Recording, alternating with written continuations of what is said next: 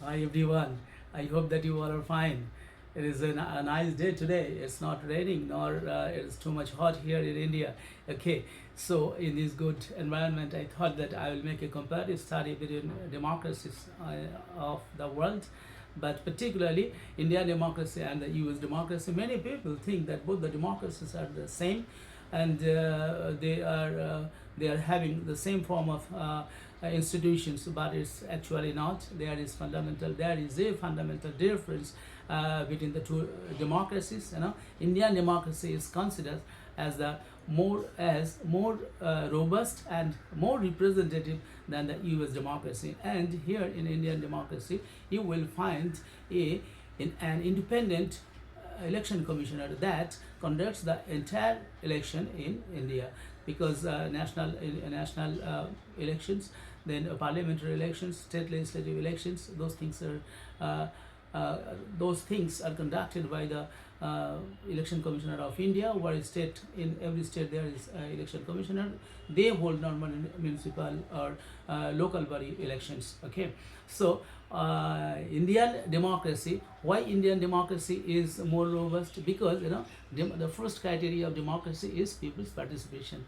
Here in India, you will find in recent elections in West Bengal, in 5 states, there elections are going on, and in the first phase of election in West Bengal, there was a record number of people's turnout. Nearly 94% people came to the polling station for casting their campaign for their franchise for the first time, and it is really a record that 94% people, they came to the polling stations and cast their vote by themselves during this hot summer.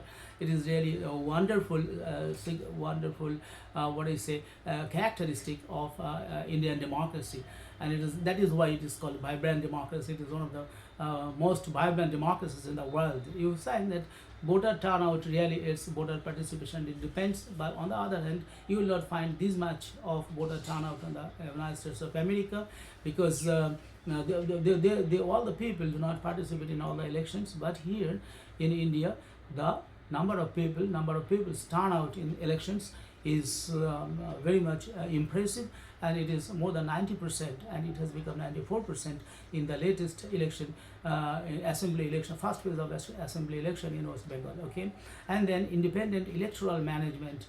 Here in India, there is an election commission, and the election commission is an independent body. Okay, and it's a constitutional body, and it is formed by a very competitive, very experienced, and bureaucrats, headed by, at the head of this institution always remains a very highly experienced bureaucrat, and he or she has always experience of conducting elections throughout India.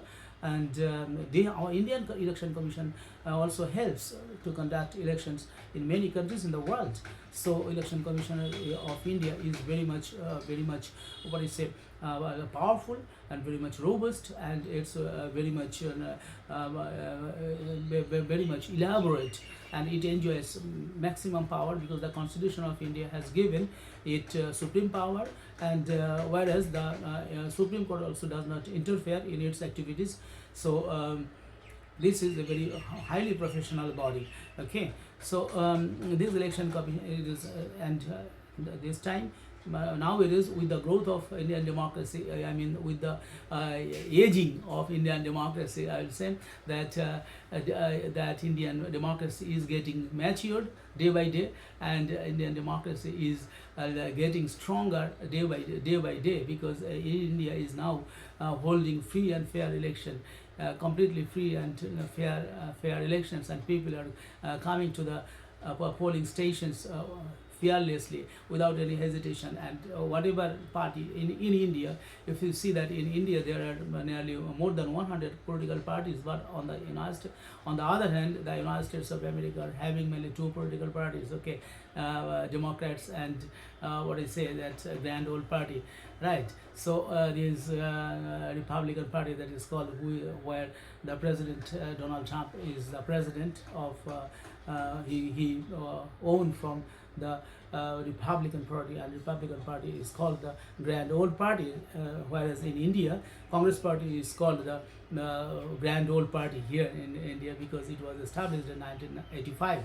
1885 Congress was established, whereas the current government headed by India, and India's main component is BJP, and BJP was set up in the 80s of the previous century. Okay, so these if you see that Indian election commissioner, world's largest democratic exercises are done by Indian election commissioner, and it is very there is and it controls the influence of local political tampering.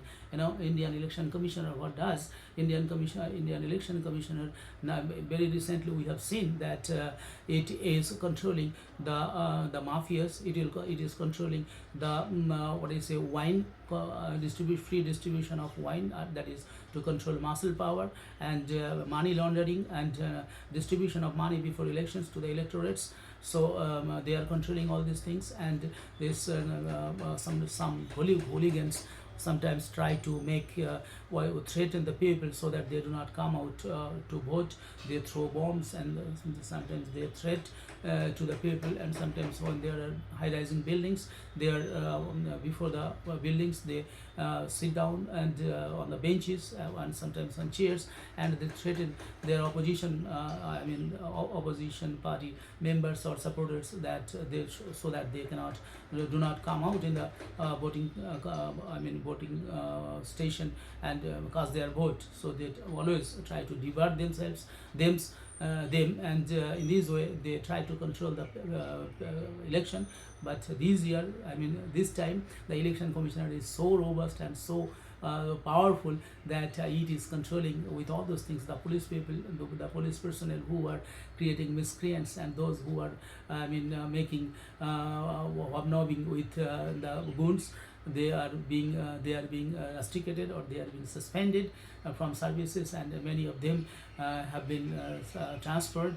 So in this way, government of India, election commissioner of India is conducting a very free, fair, and the largest election ever in the world. Okay, so independent election commissioner is there. You will see Indian parliamentary system is accountable. Indian parliamentary or Indian democracy headed by the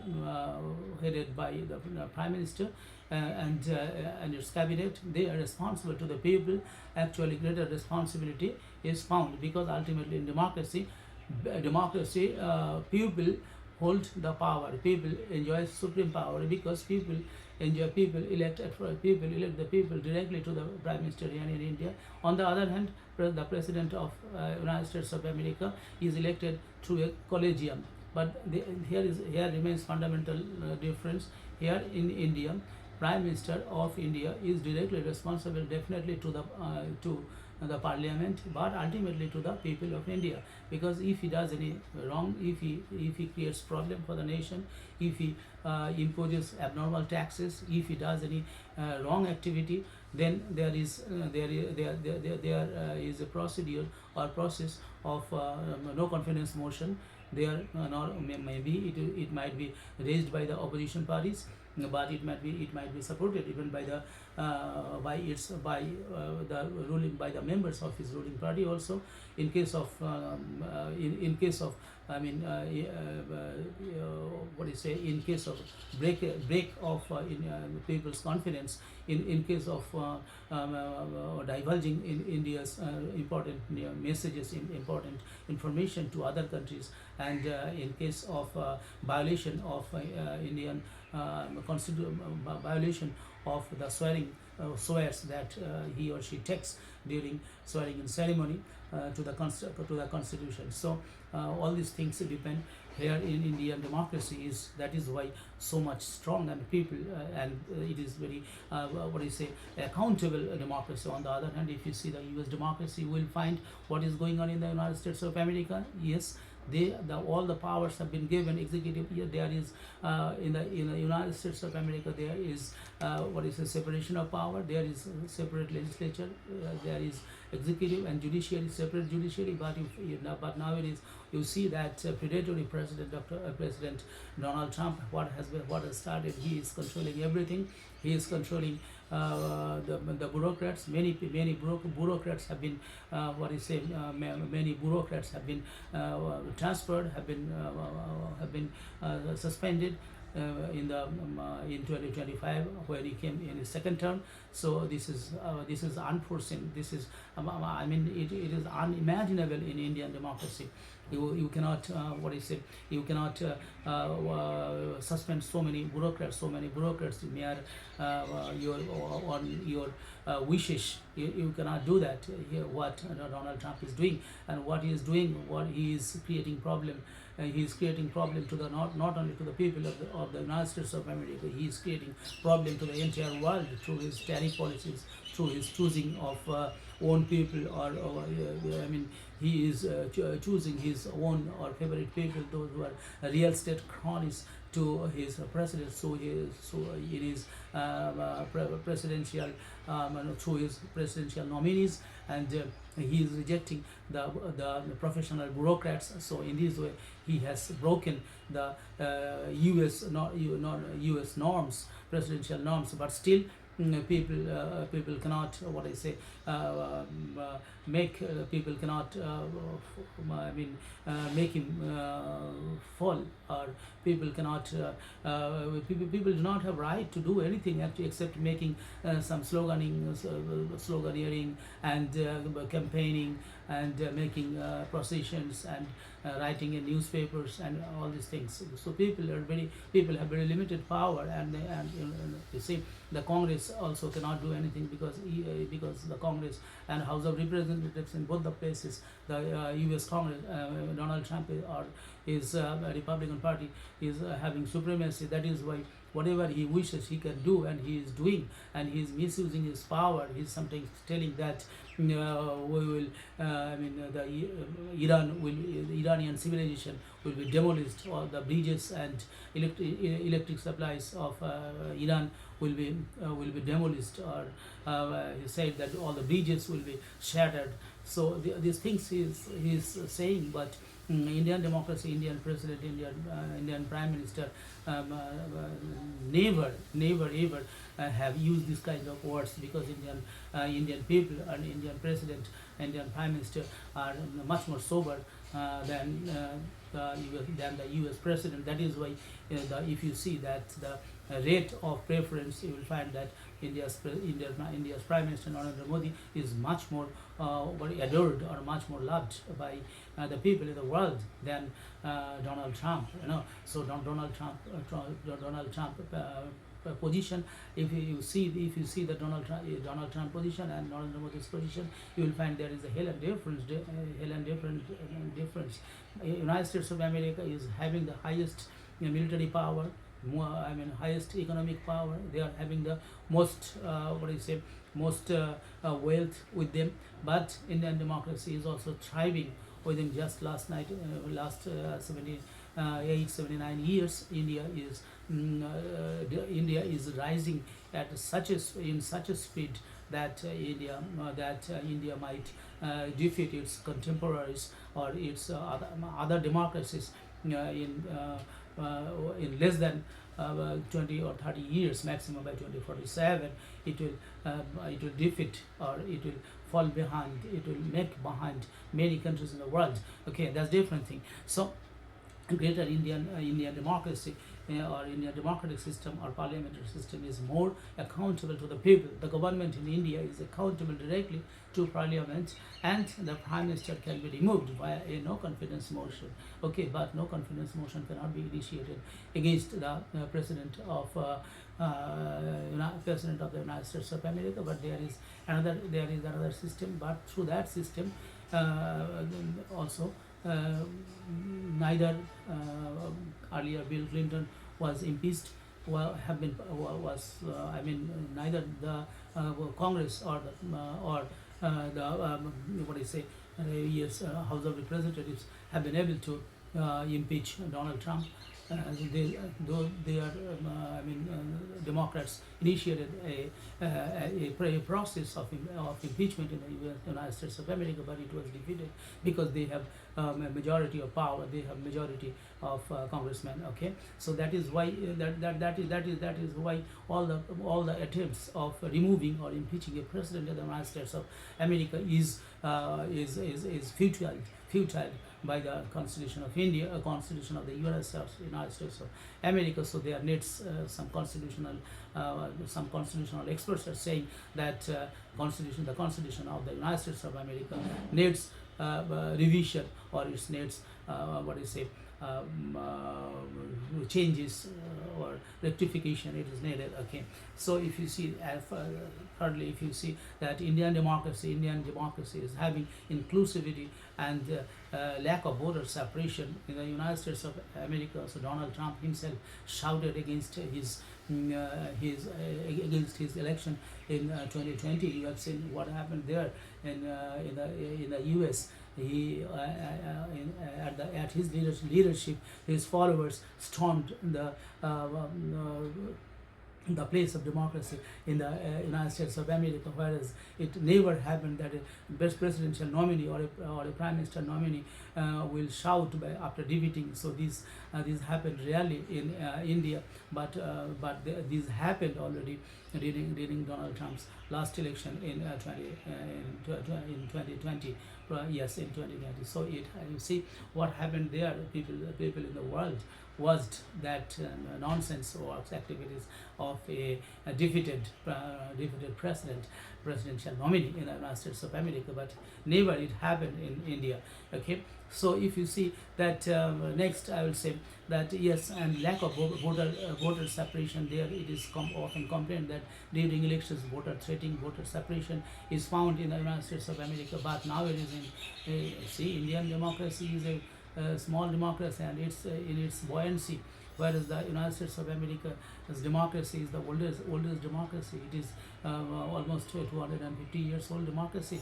So 1776, and here Indian democracy is only 1949, since 1947. So you cannot compare these two differences to democracies. Still, we are trying to make a comparison, and we are trying to show that Indian democracy is much better than the U.S. democracy. Okay, so you see, the active voter separation is very lowly found in India, whereas it is found in the United States of America more. And the multi-party system, India is having multi-party system here. More than 100 parties are there in India. Multi-party system means which allows greater ideological representation compared to the two-party system that is found in the United States of America. There is mainly two parties are there, Democratic Party and Republican Party in the United States of America, whereas India has so many parties. So everybody has the right to participate in the election, and they fight. There are some independent parties, those who are coming to the state legislatures and in the national parliament also. So this is the vibrancy of Indian democracy, and it is important to note that yes, there are some challenges in both the democracies, but I am not talking about that challenges. But I would say that India has a very independent judiciary, and Indian judiciary is very much strong, and Indian Supreme Court is if there is any break of law, if there is any constitutional breakdown, then immediately you can get remedy from the Supreme Court if there is violation of fundamental rights of people. Then anybody can get back his or her right through Article 32 and Article 32 and 2026 probably, through these two articles, because Indian Constitution has given this protected individual fundamental rights of people. Okay, so yes, there is also judiciary in the United States of America, but judiciary is very much biased in the United States, whereas Indian judiciary is unbiased. Indian judiciary is completely unbiased and independent body, and nobody can influence, nobody in India, nobody, not a single person, not prime minister, not president, not parliament, nobody, no institution can influence the Supreme Court of India. So Supreme Court of India is the highest body, highest body, because if there is any fault, or if there is any break of constitutional law, then definitely it can be remedied by the Supreme Court of India. Okay, so the independent judiciary is, there is difference between Indian judiciary and US judiciary.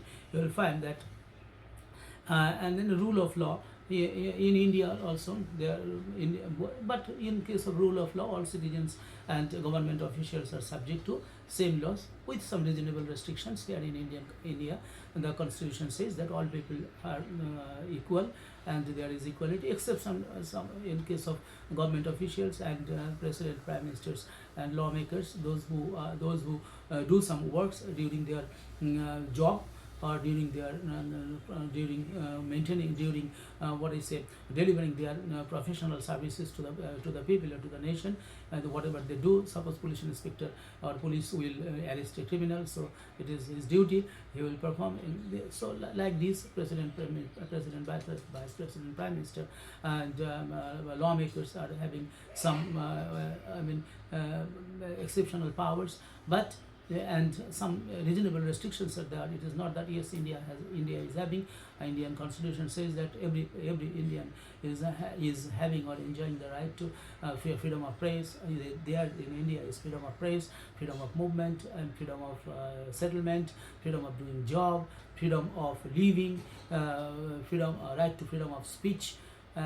Right, so you can tell you have freedom of right, you have freedom of right to you have right to religion, you have right to and you have many other rights. You have right to worship, you have right to make association, you have right to freely move anywhere in the country, you have the right to settle anywhere in the country. So there is only one constitution here in India. Earlier there were two constitutions. In Jammu and Kashmir was separate from India, but nowadays India is same, unified India, including Kashmir. So Jammu and Kashmir. So there in rule of law in the United States of America also, rule of law is there, and with some reasonable restrictions everywhere. Okay, so electoral system, I say, democratic rallies are regular free elections are there in the United States of America also, including the electoral college. For electoral college is there that elect the president. Multi-party system is found in India more than the USA, and a representative republic. Citizens select representatives at local, state, and federal levels to make decisions on their behalf. It is in the United States of America. The same thing is happened in India also, at local level, state level, national level. People elect, and people elect different types of representatives as per their wishes, or as per their at local level people elect their local body members. Maybe rural local bodies are there, urban local bodies are there. Rural local bodies are Gram Panchayat, Panchayat Samiti, Jila Parishad. On the other hand, urban local bodies are municipalities and municipal corporations. Okay, so everywhere people have the right to elect their own people, or say elect their own people at national level, at state level. All that state assemblies are there, where people elect after 5 years.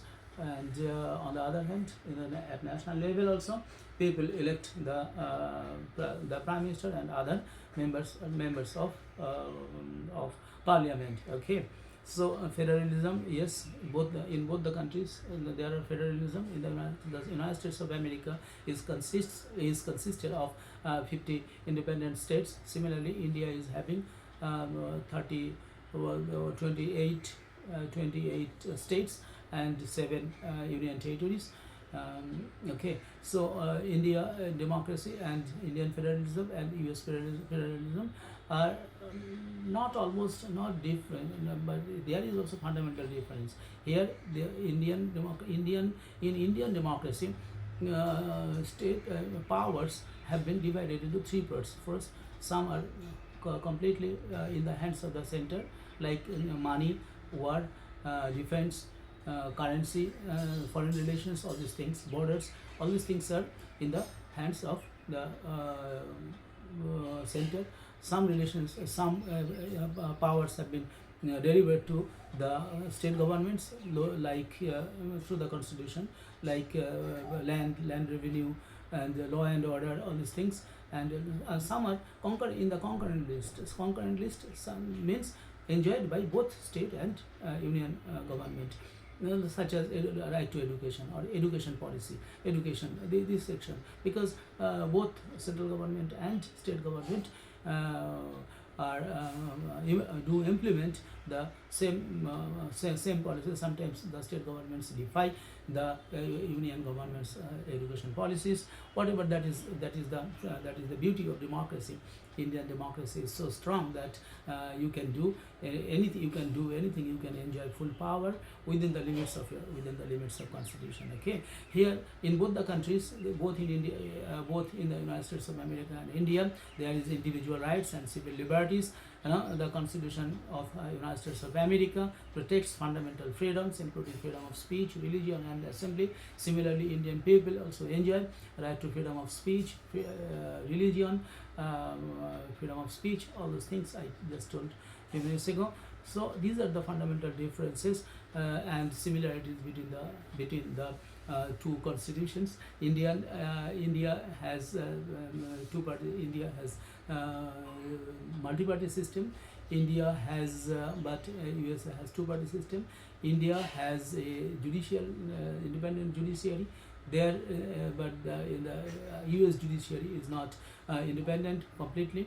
People enjoy in both the countries. People enjoy a right to freedom, right to religion, and right to movement, right of free speech, right to religion. All these things they are almost same, but with some reasonable restrictions. And federalism, there is federalism here in the United States of America, also federalism. In India also have federalism, but there is little difference in executive powers. Okay, and then separation of powers and checks and balances are there in the United States of America. It is written in the Constitution, but actually it is not. Actually, it is not. The government is divided into three branches: legislative, executive, judicial. Similarly, in India is also having legislative, executive, and judicial. But each branch in the United States, it is said that each branch monitoring and limiting others to prevent tyranny. Here in India, also you will find three branches are there. They are working or acting individually or separately. And this is the beauty of Indian democracy, and definitely the democracy of the United States of America, the oldest democracy, and much smaller constitution than the US Constitution, Indian Constitution. Indian Constitution is the largest written constitution in the world, and whatever the provisions are there, Indian Constitution is flexible, but US Constitution is rigid. And Indian president enjoys supreme power, and whereas Indian president is titular head, but prime minister, the cabinet headed by the prime minister enjoys supreme power actually in India. So these are the beauties of two democracies. With this, I would like to close here. If you like this video, I hope that you will share with your friends, with your students, and if you have some comments, you please put comments in the comment box, and I will expect that you will also like and share this video, and definitely don't forget to subscribe my channel, India and World Politics. Okay, I am Dr. Keshav Chandra Mandal. Thank you very much for lending your ears for such a long time. Thank you very much once again.